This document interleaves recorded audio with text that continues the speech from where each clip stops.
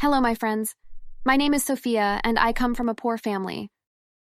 I lost both my mother and father in a tragic accident, and the only family I have left is my uncle, his wife, and their children. I moved in with them so I wouldn't have to live alone.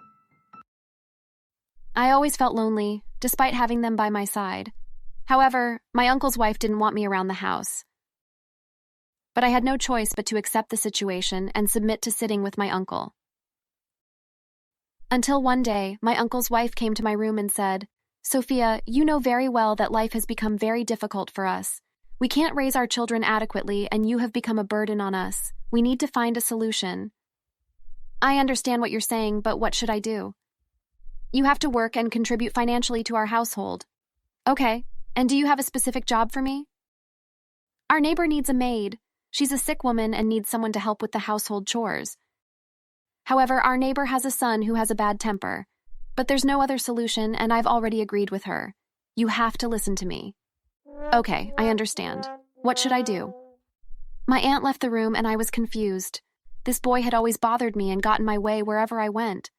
How could I go and sit with them in the same house? I thought of the idea of escaping at night so no one would notice. And indeed, my friends, I waited for everyone to sleep, packed my things, and escaped from the house. After walking for a while, I got tired, and I sat down next to an old house to catch my breath and continue my journey. But then I heard a voice approaching me, and when I looked towards the sound, I saw a man and a woman, dignified looking, coming towards me. "What's wrong, my dear? Why are you sitting here at this time?" "I'm just tired, Uncle, and I sat down to rest for a bit." "And where were you at this late hour?" I burst into tears and said, "I was at my uncle's house, but his wife kicked me out." "Oh my God, get up, my dear. My wife and I don't have children, and surely God put you in our path to compensate for our deprivation of children. I went with them because I had no other choice, and my heart felt at ease with them." We arrived at their house, which was big and beautiful, indicating that they were wealthy. "My dear, I want you to treat us like your father and mother, and don't be ashamed to ask for anything." "Of course, Uncle. God has compensated me with you after losing my mother and father." His wife said, "And from now on, you've become our daughter, my dear." "Thank you, Mom." I then went up to my room, which my mother had designated for me. It was simple but beautiful. I lay down on the bed and fell into a deep sleep. And in the morning, we were sitting at the dinner table, and the maid brought us red juice with a strange smell that I didn't like at all. "What's wrong, Sophia? Why are you looking at this cup like that?" "Nothing, Mom, but the smell of this juice is disgusting, and it makes me feel nauseous." "Then don't drink it, my dear, and start eating right away." "But Mom, this food is also terrible. How can you eat this?" "We're used to it, my dear, and it's become our favorite food." "Then we'll call another maid to cook your favorite food, my dear." "Thank you, Dad. I'll go to the kitchen and prepare myself something to eat." Indeed, after I got up to prepare my own food, my father called for another maid who came immediately. She prepared everything I wanted, and none of them ever ate my food. I was very surprised by them. Until the day I discovered the truth about what I was in. One day I woke up feeling extremely thirsty and went downstairs to get a glass of water. But I saw something strange. My father was talking to the maid in a whisper that I couldn't hear, and suddenly I saw my father's fangs protruding from his face and his eyes turned red. He sank his fangs into the maid's neck, and blood began to flow. He savored it in great pleasure, and I immediately lost consciousness. But when I woke up, I was in my bed, and it was as if nothing had happened.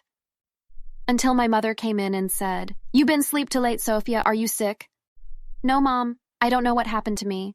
I was downstairs, and I don't know how I ended up back in my room."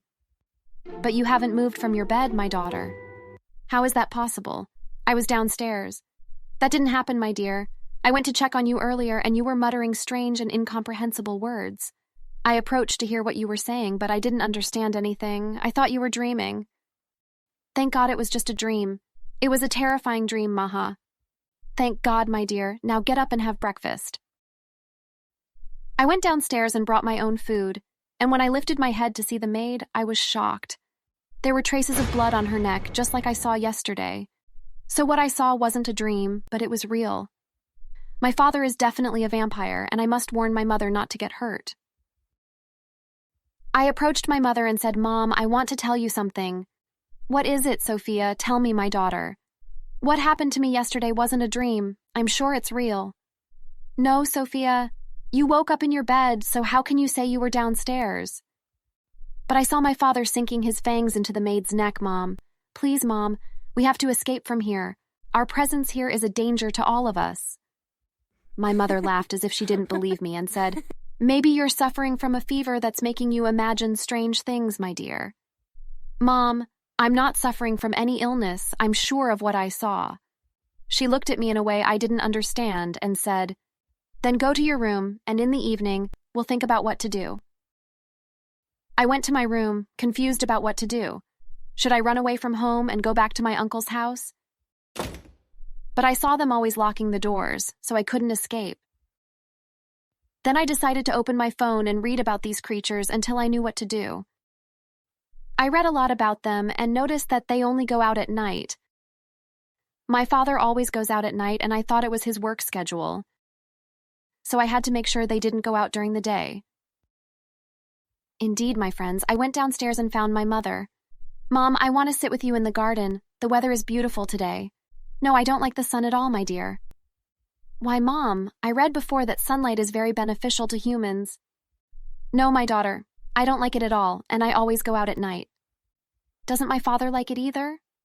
"Yes, he also works at night and never likes to go out during the day." "Okay, Mom, I'll go outside and sit for a while." "Okay, my dear." I went outside, confused about what to do next. I was sure they were vampires, so how could I get out of this situation? Every time night fell, I would die of fear, knowing that it meant they would come after me. So there was no solution except to call my uncle. I called him, but there was no answer. Oh my God, what should I do now? I decided to call the police, but they wouldn't believe me.